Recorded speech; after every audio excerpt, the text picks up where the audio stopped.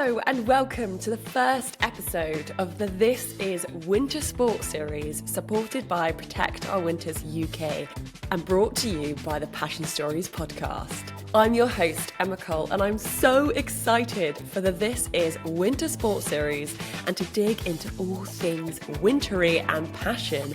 I'm talking skiing, snowboarding, curling, sliding, ski jumping, hurtling down a mountain, some epic tricks, and what it means to love these winter sports, the challenges, the intricacies, the places where these winter sports take place. Plus, the Milan Cortina 2026 Olympics and Paralympics are coming up in February and March. So we're going to hear from some Team GB athletes, some incredible extreme sports people, and many, many more. Which brings me on to this week's guest, as I'm joined by Chemmy Alcott, a four-time Winter Olympian who represented Team GB throughout a 20-year sporting career. Chemmy reached a career high of 8th in the world, and she was the first British ski racer to win a run in a World Cup. Now, she presents BBC Ski Sunday, and she will be at the Winter Olympics in Cortina. So, without further ado, let's welcome to the podcast, Chemmy Alcott. Chemmy, thank you so much for coming on the This Is Winter Sports Passion Stories podcast series. It is wonderful to have you on. Oh, it's so exciting. I love that you get to this time of year and everything gets colder and I get to start talking about winter and skiing. And it's like, yes, I'm back in my happy place. I love that. And I mean, Chemmy, what is it about skiing, about winter sports that you love so much? It's definitely that freedom, that discovery. As someone who dabbles in normal life as well now, because I've moved on from being an athlete, it's just getting to the mountains and being with nature and being in control of what you're doing, but with the freedom to choose what you're doing. So much of our life is scheduled, is data-driven, that I find that going to the mountains just gives you that peace of mind to just be really present. And I think that is part of the beauty of it for me. I love that. And how did you actually get into skiing? My dad was a rugby player and my mum was a swimmer. They weren't allowed to ski when they were doing their respective sports. And then when they retired, they went skiing for the first time for this tiny town in France called Flaine. And they fell in love with it. And I've got 3 older brothers. So by the time I was born, everyone was already skiing. I was a ski mad family. I always say that I got my dad's glutes and my mum's lungs. So genetically, I was made to be this skier, this like mountain goat. But I do think, biomechanically, I am very suited to it. And even though I retired 10 years ago, I still have these glutes. Like I can still squeeze past people in the bar and knock their drinks over with my glutes, and I'm like, oh, they're still there. They've got a lovely vision right now. There we go. People pay a lot of money to get injections into their derriere to get a skier's bum, so I'm like, listen, I've still got it. I'll rock it. Au naturel. And are strong glutes a key part of being a good skier? When I was growing up, it was more about lower body strength, and I would be squatting 150 kilos. It was always about grunting, getting those really big lower body muscle density. Nowadays, because the equipment's changed and the skis they're more like racehorses now. When I skied, they were a bit duller. You had to put a bit more power into them, whereas now they are twitchy, they are fiery, like parabolic skiers. This is why the industry has excelled, because it opens it up to a lower level of skier to enjoy carving. But in terms of a race level, it means that the core is so important nowadays, because everything is held through the core. So when you're getting this extension with your legs far away from your body, yes, you need lower body strength, but it's the stomach that holds it together so you don't crash. So I think it has adapted a little bit. So it's a bit more all-round. It's a great sport to train for, actually, because you need to be agile, you need to be strong, you need to have endurance because you're up in the mountains for so long. So there's a huge amount of versatility in terms of what you do in your off-season to make sure that you're at peak performance for 6 months during the winter. And so obviously you've got your glutes and the lungs that are obviously perfectly made for skiing. Was there a moment that you were like, this is what I want to do professionally? So many moments. I mean, I remember dreaming when I was 5 years old and coming down and saying to my mum, I had the best dream last night. And she's like, what was that? And I said, I dreamt that I won the Olympics, that I was standing on top of the podium, wearing Union Jacks, the national anthem playing, and it was just the best moment ever. And I remember she said to me, because she was an athlete, she really got this. She's like, that's an amazing dream. It's a very challenging dream. Why don't you draw a picture of that dream? Because I couldn't really write at the time. So I remember I drew this, what I thought was a really intricate picture of my dream. And we kept coming back to that my whole career when things got tough. She was like, remember what you're doing this for. That 5-year-old Chemmy had that vision. And, you know, that vision was born out of something that I was passionate about, that I just loved. It wasn't a career. It wasn't something doing it because I saw it as a job or because I was going to make money out of it. It was just that I loved skiing at the time, and I had that dream that I loved it so much that it would take me to this place where, you know, I won that gold medal. And obviously I didn't win an Olympic medal, but my second dream at 5 years old, because the only other time where our family all came together during the week was my family were rugby mad, so we were used to sit down and watch Grand Slam every Sunday. And in the middle of Grand Slam on Sundays is Ski Sunday. So we used to sit there together, chestnuts on the fire. My dad had this big dad's chair and we were all squeezed onto the sofa.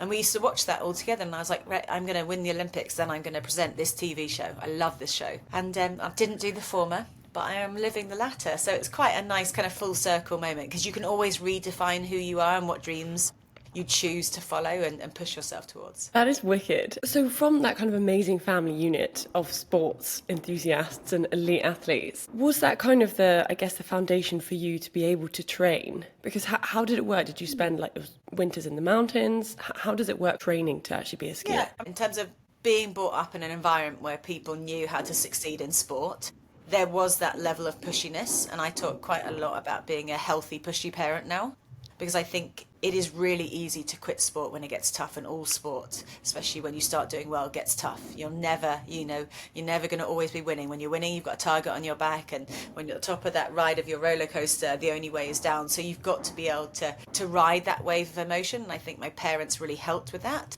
By being pushy sometimes, definitely. I used to try and get a huge amount of volume on skis that I could. From the age of 10 years old, I went on my own down to New Zealand for 2.5 months in the summertime to train on their winter snow. That's just how independent and focused, determined, annoying probably I was, that I was like, right, I'm going to do this.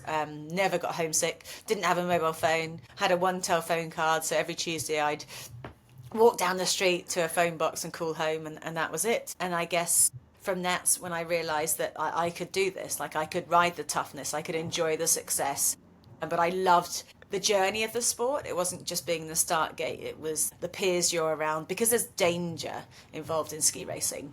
There's a really close bond that you create with the girls you're actually competing against, because when I had my best run, if someone came down and beat me by a couple of seconds, I would shake their hand and say, hey, great job, you know, you went more on your limit today, because you really feel like you're competing against the mountain, not the other skiers. Because of that, you create these really healthy, respectful friendships. So it was an amazing existence, and it wasn't an existence only determined by winning, which I think is something that I've only realised in hindsight, because I didn't win as much as I could have, but I still had the most incredible time doing it. Yeah, and you got some amazing results, and you're the first British female skier to win a World Cup run. You're known as the greatest British skier ever, which is cool. Not anymore. I think that is definitely written over the internet, but there's a skier called Dave Riding, and there is a huge legacy of incredible talent. So maybe I could say the female version of that. But I'm more proud of the lane that I am building in snow sports, especially as a woman. You know, I'm pushing the boundaries of that lane. I'm presenting a TV show which is still on Prime TV on winter sports in the UK, which is just amazing. It's actually the oldest continuous sports running show in the whole world, 47 years. Match of the Day was older, but then it had a 5-year hiatus, so Ski Sunday can say that that's still there. But that's what I'm more proud of, isn't the results. It's the fact that I've been able to still maintain a career because of the passion that started as an 18-month-old person who was just put on these plastic skis. And when you were growing up, were there people that were your role models, people that you were like striving to be like, or was it the kind of the Olympics and the Ski Sunday mentality? No, there was definitely role models. Within my sport, there was a huge character called Alberto Tomba La Bomba, who wasn't just amazing on the slopes. He absolutely destroyed his competition, but more than that, he had this massive personality, and you know, he was a bit of a player, and you'd hear all these stories about him going out all night and then coming to the start gate, falling over and winning. I actually met him a few years after I started World Cup racing, and it was the most disappointing meet and greet I've ever done, because he actually put his telephone number in my hand, and I was like, no, don't do that. You're like my icon. You're like the guy. But I used to say to my mum when I was little, why can't I be like Tomba? Because I didn't really understand the barriers that women in snow sport faced. And she actually did a degree in women's liberation and wrote a book called Why Can't I Be Like Tomba? Because that's what I used to say to her. And she didn't know how to answer it, a little girl who was super driven. But, you know, the differences back then of being a woman in this sport. And can you tell us a bit about those barriers that you mentioned? I mean, actually, I always used being a woman to my advantage. I remember signing with my first agents when I was 13, and they were like, right, I know you're a tomboy, Chemmy, but we need you to have long blonde hair. We're going to control your hairdresser so that we can market you a certain way. So you are this girl who's throwing herself down a mountain at 70, 80 miles an hour. And at the time, I really didn't get it. I definitely resented it. But then I realised that any marketing money that they were bringing to me, I was able to put back into my ski program and make me a better skier. So I was like, right, okay, we're all winning here. Like, I don't really care how I look. I just want to ski. And if this is something that's helping my brand building. So I actually used it as an advantage. You know, I was like, right, I'm going to be a woman in this world where you don't see women who certainly care about their appearance. You know, when I got into World Cup skiing, the women definitely thought they had to look, act, talk, walk like men to be able to be their fastest. And actually, very luckily, I started skiing in an era of one of the greatest downhillers of all time, Lindsey Vonn, who's made a comeback now, and she cares about how she looks. She gets up at 6 a.m. every morning, does a full face of makeup and eyeliner, and then she goes and races fiercely on her limit on a men's downhill ski, and she wins. So she has shown all of us that you can be fast and female, you can be fast and want to look delicate and pretty and have confidence in your appearance. And that is really massive, because that changes the mould that everyone thinks they have to fit in, and it broadens the spectrum of who thinks they can be part of our sport. And are you seeing that as well from the younger skiers coming up through the ranks? I mean, it's very different now, because there's all of that pressure of social media and brands getting involved with you at a very young age and you having to be a certain way. I am so glad I didn't have any of that, because we could really just focus on being ski racers. And, you know, when you got in the media or you got in the print, in the Telegraph, like, that was massive for us back then, getting women's sport in that. Whereas nowadays, people have to own their own brands very early on and put effort behind that. Whereas before, we could just let our performances do more of the talking. So I feel for them, it's a massive opportunity for young athletes now. But if someone's shy and retiring and kind of not that exhibitionist, then it's very hard for them to have to force themselves to be that certain way, because that's what brands, that's what schools, that's what corporates want. Yeah. And you mentioned earlier about the dangers of skiing and the camaraderie that you had with your fellow competitors. Are you allowed to tell us what was your top speed? Well, actually, I've broken my top speed in retirement now. My top speed in a race was 92 miles an hour. My husband's was 99.9 miles an hour, and so that was just very frustrating for him that he didn't make 100 miles an hour. But then I did a feature for Ski Sunday a few years ago, actually, when we were in lockdown, and we got to be really creative with what we were putting on TV, because we couldn't travel around to the races. And we did this feature on aerodynamics, and we went up to the glacier in Lux and freeze, it was like minus 30. And I showed a progression of how someone could improve their aerodynamics in their tuck position when you ski, because a lot of people have this kind of upright tuck. They think they're small, but they've loads of wind drag.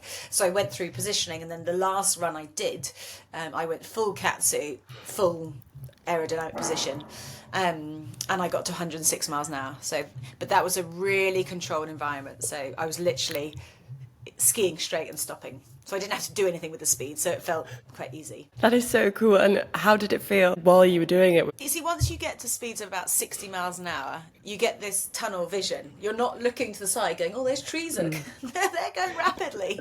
You're very much focused on in front. So I don't think you noticed a speed difference from that. But when you finished, was there a big hit of adrenaline? Well, yeah, you're like, right, well, now I want to go faster. I mean, and that's what I think is one of my biggest strengths now, even though I've retired and I've become a mum. I'm still searching for that adrenaline. Like, I still want to feel new emotions. Mental side of skiing, what was it like for you, being at the gates before you go down the mountain? Do you remember those feelings? An ever-evolving relationship with fear, very changing throughout my career. I mean, when I was younger, I didn't really care. I threw myself down at everything. Then I started getting this reputation of being good. I struggled with the target on my back. I struggled with the fear of failure. I used to get physically sick in the start gate when I was a young junior because everyone expected me to win. I remember my mum read somewhere that red peppers for breakfast increased hemoglobin around the body and they helped with oxygen, so I would eat red peppers for breakfast and then I would throw up in the start from nerves, which, you know, that combination wasn't attractive on the white snow. Couldn't sleep before races. I really struggled with it. So then when I got to a senior level called FIS, which is international, the first year I started racing that, my coach was like, right, we're going to get on top of these nerves by doing races the whole time. And that first season, I raced 80 races, which is a crazy amount. But I was just literally waking up and then I'd find myself in the start gate. And it was so that I learned to just enjoy the process instead of putting so much pressure onto one event. And that really helped it. In fact, it almost helped too much because then I became too relaxed. And I remember then working with a psychologist where how could I heighten the anxiety and get that excitement? Because you do want a bit of fear. Fear is great. It shows you care. It gives you that hyper focus. So then we used to try and enact the fear, like get the fear in. And the only thing that I was scared of back then, I'm better now, but I used to hate pigeons. So I used to imagine in the start gate that I was in one of those crystal globes full of pigeons and me. And that would get my heart rate up so that when I went out the start gate, I was already in 5th gear. So to get into 6th gear was easy. Because otherwise I was just like, yeah, more cool, it's all good. So it's a really interesting relationship with fear. And I talk quite a lot about how we need fear in our lives. Fear shows that you're out your comfort zone. A lot of people are scared to be 100% because they fear the risk and the mistakes they might make, but actually that's where we need to get to in order to find out how we can be our very best. As someone who loves the outdoors, it's so frustrating that getting to epic places with my gear often means relying on planes or cars because greener public transport options are limited, disconnected, and definitely not designed with adventure in mind. Take bikes on trains, for example. It can be a total nightmare as every operator has different rules, every country has different policies, spaces are limited, and UK train prices, need I say more. That's why the Protect Our Winters UK Clean Miles campaign matters. They're calling for public transport that's affordable, reliable, well-connected, and built for adventure so that we can reach the mountains in a greener, easier way. Transport is one of the biggest drivers of climate change, and we urgently need better options. Head to the link in the pod description now to sign the campaign. What is it about pigeons that you don't like? So, I mean, this is a really long story, but I grew up in this quite big house, an old house. It was built in 1720. And pigeons tormented me my whole young career, not my young life. There was nesting pigeons in my old fireplace, which wasn't a working fireplace. Now, these pigeons, somehow, I will always maintain this, they knew when my dad came into my bedroom, because they would never make a noise. And as soon as my dad left, they would go, cuckoo, all night long. So I just hated them. And then I actually did a crammer course at Lucy Clayton's school of how to become a lady, which is just absolutely ridiculous. This was my 18th birthday present for my mum, so very different because she'd done this degree in women's liberation, but then she was still trying to help me become a female. And I remember there was a card for my 18th on the kitchen table, and I thought I was getting the yellow Metro, this car. I was like, I'm getting that because there's no present with it. And I open it up, and it's a week's crammer course on how to become a lady. Oh, my God. Nightmare. Walking with books on my head, that kind of thing. And I used to have to go up to South Kensington. I live near Richmond, so I'd cycle. I used to cycle everywhere. So I'd cycle to Richmond and I'd get on the tube. And Richmond to Turnham Green is a really long station. And I used to go really early in the morning because I was biking. And there were sometimes pigeons on. I remember this one time where I got on the train and it was just me and the door shut. And I turned around and there was a pigeon there. And the pigeon got scared and I got scared. And it was just everyone was flapping around. So I think there's been, a few situations. There was a TV show when I was younger called Face Your Fears, where they would, and my friends used to try and put me on it all the time, and they'd try and anytime we went into London, they'd make us go near Trafalgar Square, because they knew that I would just be sick, and they found it hilarious that I could race downhill a mountain at these speeds, but I couldn't walk through Trafalgar Square. Yeah, but then I ended up using all of that emotion to help me become a better skier, so there we go. I love the image of you, like, in one of those little glass balls surrounded by pigeons, just, hyping yourself up. Flapping around, yeah. As you mentioned earlier, you retired, you transitioned into being a presenter, and you present Ski Sunday. How was that? What was it like presenting your first show? Well, I kind of dabbled in it before because I got this little, I mean, basically, I love talking and I love skiing. So I was like very vocal that I wanted to be part of this TV show. So they gave me a little stint where I would go to the Women's World Cup and I'd have a little 3-minute episode. And that was amazing. And I kind of thought that's where I would always be. And then I got the opportunity to step up. And I mean, it was amazing. I remember I was surfing in Malgarth Port in Cornwall. Ooh. And weirdly I came out the surf and ran back to my bag and my phone was ringing when I got there, and it was the producer saying, "This is it, it's your time to step up."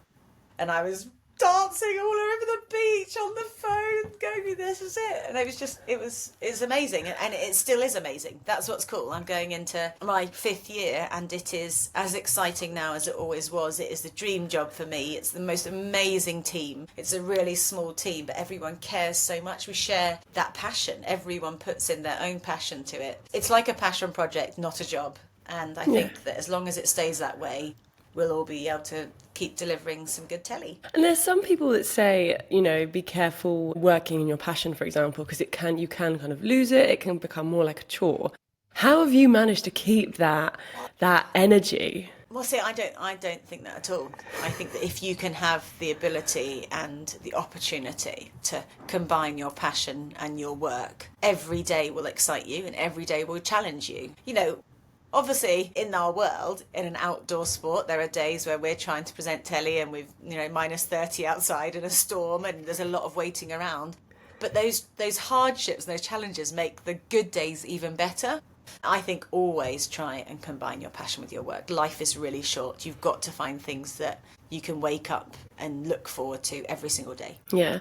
And as a commentator, are there things that you see now differently than you did as a racer? So when I used to get injured, I would keep my head in the game by commentating on the races for Eurosport.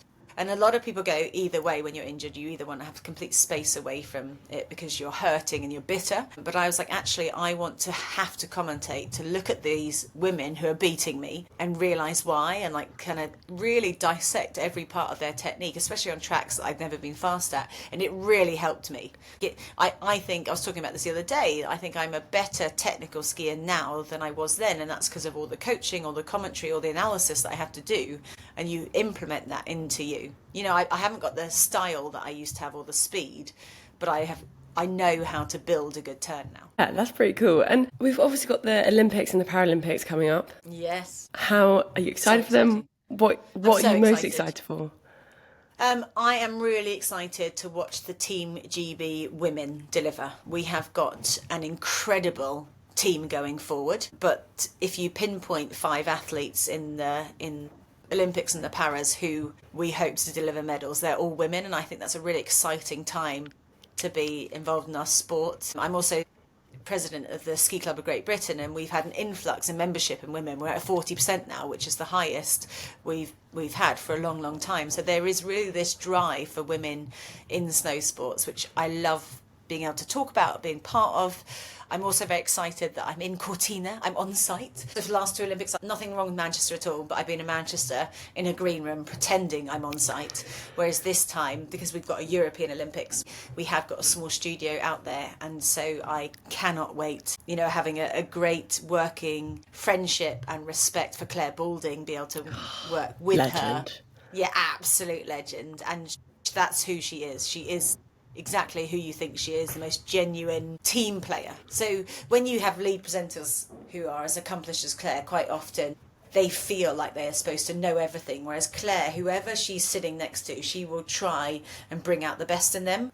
And I think that makes you really comfortable to be in this role next to someone who's such an icon, but who's giving you the floor space to be that expert. Is there a particular event that you're most excited about watching? I mean, the women's Olympic events are all on the Tofana piste. The downhill on the Tofana is absolutely iconic. You are skiing in these dolomite rocks nestled in the mountains. It's pink snow in the morning because they have the most amazing sunrises. And you go from 40 to 80 miles an hour in 3 seconds. So it is a really iconic, exciting run. pieced. I think all of the events, because this time it's not all centralised, there are 3 different hubs, there are 5 actually different locations. It's bringing the history of Italy. Even the closing ceremony is in Verona. I think it's really exciting that the whole of Italy is getting to play its part in the Olympics. So you've got different resorts with different cultures, celebrating that. Livigno with all the freestyle. It is a freestyle mecca. So then we've got the Alpine in Bormio and Cortina. Cortina also has got the sliding, and obviously Team GB is very good at sliding. So it'd be really exciting to see that firsthand. I mean, as you can tell, I love the Olympics because it's a spectacle of the best of our sport, not just from people winning, but from how people handle that pressure, and how so often we see athletes not delivering share that vulnerability, which tells the story, because it's not about the medals.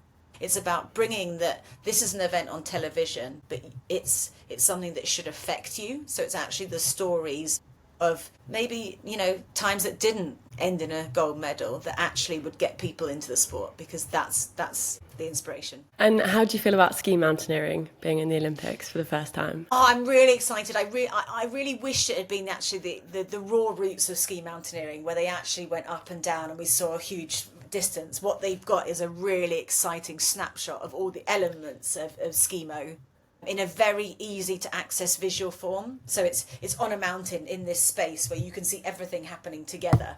So I just hope that once we can celebrate that, then we can bring it in more and actually see people, doing what they did back in the war, which was travelling a huge distance over the mountains and having a massive A point over here, ending over here, over a long distance and time. And is the reason why it's a snapshot because it is a very hard thing to broadcast? I think so, and it's an introductory sport into the Olympics. So when you have new sports in the Olympics, it's like a show. They've got to put on something that people can buy into.